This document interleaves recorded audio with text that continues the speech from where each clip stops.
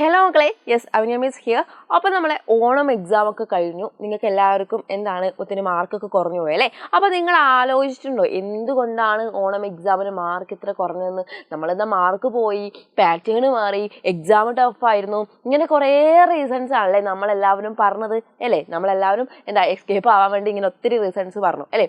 നിങ്ങൾ ആരെങ്കിലും നിങ്ങളെ ആൻസർ ഷീറ്റ് ഒന്ന് കുറച്ച് സമയം ഒന്ന് അനലൈസ് ചെയ്തിട്ടുണ്ടോ? നിങ്ങൾ ആദ്യം ചെയ്യേണ്ട കാര്യം അതാ കേട്ടോ.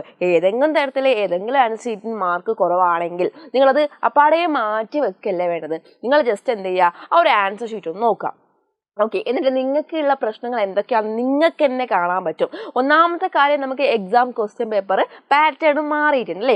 ഈ ഒരു എക്സാം ക്വസ്റ്റ്യൻ പേപ്പറിൻ്റെ പാറ്റേൺ മാറിയത് നിങ്ങൾ ഓരോരുത്തർക്കും മാത്രമാണോ? അല്ല, എല്ലാ മക്കൾക്കും എന്താണ് ഒരേ പാറ്റേണിൽ തന്നെയാണ് ക്വസ്റ്റ്യൻ പേപ്പർ വന്നിട്ടുള്ളത് അല്ലേ? അപ്പോൾ നിങ്ങളെ ക്ലാസ്സിൽ തന്നെ നിങ്ങൾക്ക് എടുത്ത് നോക്കിയാൽ അറിയാം കുറച്ച് മക്കൾക്ക് എന്തുണ്ടാവും, മാർക്ക് ഉണ്ടാകും അല്ലേ? മാർക്ക് ഉണ്ടാവാം.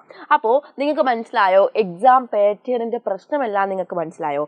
അപ്പോൾ നമ്മൾ വെറുതെ എസ്കേപ്പ് ആവാൻ വേണ്ടിയിട്ടാണല്ലേ ഈ ഒരു എക്സാം പാറ്റേൺ കുറ്റം പറയുന്നത്.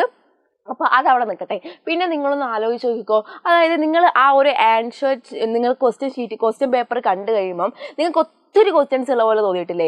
ഒത്തിരി മിസ്സൊക്കെ ഫസ്റ്റ് ആ ഒരു ക്വസ്റ്റ്യൻ പേപ്പർ കണ്ടപ്പോൾ മിസ്സിനൊക്കെ അതാ തോന്നിയത്, അയ്യോ എത്രയോ ക്വസ്റ്റ്യൻസ് അല്ലേ, ഓർ ക്വസ്റ്റ്യൻ ആണ്. എന്നാൽ നമുക്കത് കണ്ടപ്പോൾ നമ്മൾ ആദ്യം പാനിക് ആയില്ലേ നമ്മൾ?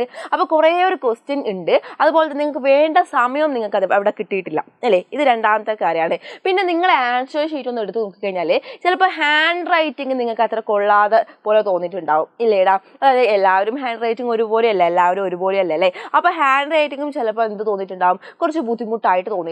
അപ്പോൾ ഈ പ്രശ്നങ്ങളൊക്കെ മാറ്റിയിട്ട് വേണം നിങ്ങൾ എന്ത് ചെയ്യാൻ, അടുത്തൊരു ക്രിസ്മസ് എക്സാം അറ്റൻഡ് ചെയ്യാൻ വേണ്ടിയിട്ട്. നിങ്ങൾ ബൾബ് ഇൻവെൻറ്റ് ചെയ്ത തോമസ് ആൽവ എഡിസനെ പറ്റി കേട്ടിട്ടുണ്ടോ?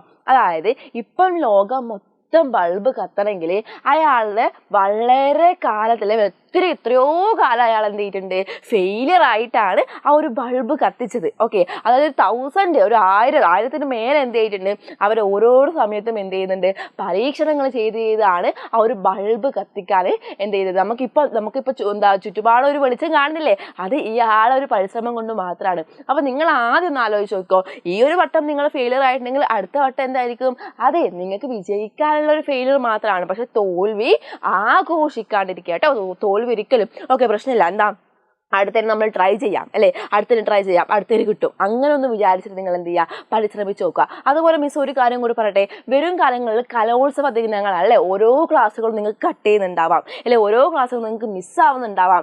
അപ്പോൾ നിങ്ങൾ എന്ത് ചെയ്യണം, അതൊന്ന് കവറപ്പ് ചെയ്യാൻ നോക്കണം മക്കളെ. എന്ന് വെച്ചാൽ കലോത്സവവും വേണം, നിങ്ങൾക്ക് അതിൻ്റെ കൂടെ നിങ്ങൾ എഡ്യൂക്കേഷനും വേണം, രണ്ടും ഒരേപോലെ അല്ലേ, രണ്ടും സെയിം ക്ലാസ്സിൽ വേണം എന്ത് ചെയ്യുക, തൂക്കാൻ അല്ലേ. അപ്പോൾ നിങ്ങൾ ആദ്യം ആലോചിക്കേണ്ട കാര്യം, കലോത്സവങ്ങളൊക്കെ ഈ ഒരു സമയത്ത് നമുക്ക് കിട്ടുന്ന ചാൻസ് ആണ്. നമ്മൾ വലുതായി കഴിഞ്ഞാൽ ചിലപ്പോൾ നമുക്ക് കലോത്സവം കിട്ടിയെന്ന് വരില്ല അല്ലേ? അപ്പോൾ നിങ്ങൾ പങ്കെടുക്കേണ്ടെന്നല്ല, കലോത്സവം ഒന്നും ഇല്ലാത്ത സമയത്ത് നടന്നൊരു എക്സാം ഉണ്ടായിരുന്നു, ഓണം എക്സാം.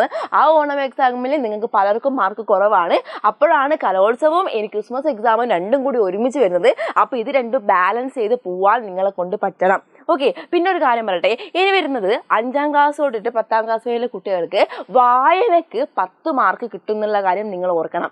അപ്പോൾ എന്ത് ചെയ്യാം, വായന നിങ്ങൾ ശീലമായിക്കോളൂ. ഒരു 10 മാർക്ക് കിട്ടുമെങ്കിൽ ആ ഒരു വായന നിങ്ങൾക്ക് എന്താക്കാം, ശീലമാക്കാം. സിമ്പിളായിട്ട് എന്ത് ചെയ്യാൻ പറ്റും, ആ ഒരു 10 മാർക്ക് നിങ്ങൾക്ക് വാങ്ങാൻ പറ്റും. ഇത് അടുത്ത വർഷം മുതൽ ഒരു സബ്ജക്റ്റ് ആയിട്ട് തന്നെ, ഒരു പീരീഡ് ആയിട്ട് നിങ്ങൾക്ക് ഉണ്ടാവും കേട്ടോ. അപ്പോൾ എൻ്റെ മക്കൾ എന്ത് ചെയ്യുക, ഇപ്പം വന്ന് എന്ത് പ്രശ്നങ്ങളും കവറപ്പ് ചെയ്തിട്ട് വേണം പഠിക്കാൻ വേണ്ടിയിട്ട്. ഓക്കെ, അപ്പോൾ അതിന് വേണ്ടിയിട്ടാണ് മിസ് ഈ ഒരു ബാച്ചിൻ്റെ കാര്യം പറഞ്ഞത്. നിങ്ങൾക്ക് വേണ്ടുന്ന എല്ലാ കാര്യങ്ങളും ഈ ഒരു ഫാസ്റ്റ് ട്രാക്ക് ബാച്ചിൽ കിട്ടുന്നതായിരിക്കും. ഓക്കെ, എല്ലാ കാര്യങ്ങളും എന്തൊക്കെയാണ് നിങ്ങളെ പ്രശ്നം, നിങ്ങൾ ഓരോരുത്തർക്കും എന്തുണ്ടാവും, പേഴ്സണൽ മെൻറ്റർഷിപ്പോട് കൂടിയിട്ടായിരിക്കും നമ്മൾ ഈ ഒരു ബാച്ച് പോകുന്നുണ്ടാവുക. ഈ ഒരു ചെറിയ പ്രൈസിൽ സെപ്റ്റംബർ 25 വരെയാണ് ഈ ഒരു ഓഫർ ഉള്ളത്. നിങ്ങൾ എന്ത് ചെയ്യുക, മറക്കാതെ ജോയിൻ ചെയ്യുക. ഓക്കെ, 7ാം ക്ലാസ്സിലെ മക്കൾക്കും ഉണ്ട്, അതുപോലെ തന്നെ 6ാം ക്ലാസ്സിലെ മക്കൾക്കും ഉണ്ട്, അതുപോലെ തന്നെ 5ാം ക്ലാസ്സിലെ മക്കൾക്കും ഉണ്ട്. എല്ലാവർക്കും എന്തുണ്ട്, ഓരോരോ നമ്മൾ ഫാസ്റ്റ് ട്രാക്ക് ബാച്ച് ഇപ്പോൾ സ്റ്റാർട്ട് ചെയ്തിട്ടുണ്ട്. അപ്പോൾ നിങ്ങൾ ചെയ്യേണ്ട കാര്യം ഇത്രമാത്രമാണ്, നിങ്ങൾ ഈ ഒരു ഫോം ഫില്ല് ചെയ്യുക. നിങ്ങളിപ്പോൾ എന്ത് ചെയ്യേണ്ട മക്കളെ, ഫീസ് അടയ്ക്കേണ്ട ആവശ്യമില്ല കേട്ടോ.